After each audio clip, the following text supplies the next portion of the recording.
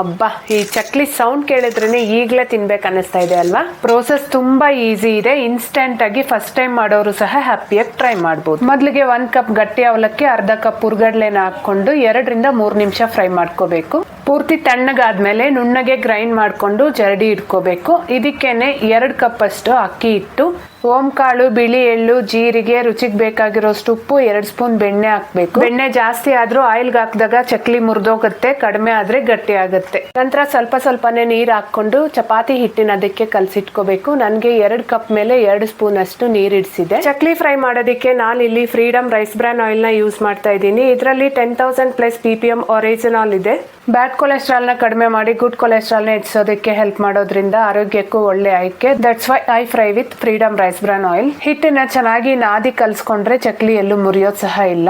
ಇಲ್ಲಿ ಪ್ರತಿಯೊಂದು ಬ್ಯಾಚ್ ಅಲ್ಲೂ ಎಣ್ಣೆ ಚೆನ್ನಾಗಿ ಬಿಸಿ ಆಗಿರ್ಬೇಕು. ಮೀಡಿಯಂ ಫ್ಲೇಮ್ ಅಲ್ಲಿ ಇಟ್ಕೊಂಡೆ ಚಕ್ಲಿನ ಫ್ರೈ ಮಾಡ್ಬೇಕು. ಆವಾಗ ಚಕ್ಲಿ ಕ್ರಿಸ್ಪಿಯಾಗೂ ಸಹ ಬರುತ್ತೆ. ಇನ್ಯಾಕ್ ತಡ, ಈಗ್ಲೇ ಒಂದ್ಸರಿ ಟ್ರೈ ಮಾಡಿ ಹೇಗಾಯ್ತಂತ ಕಮೆಂಟ್ ಮಾಡಿ. ಬಾಯ್. Download ShareChat.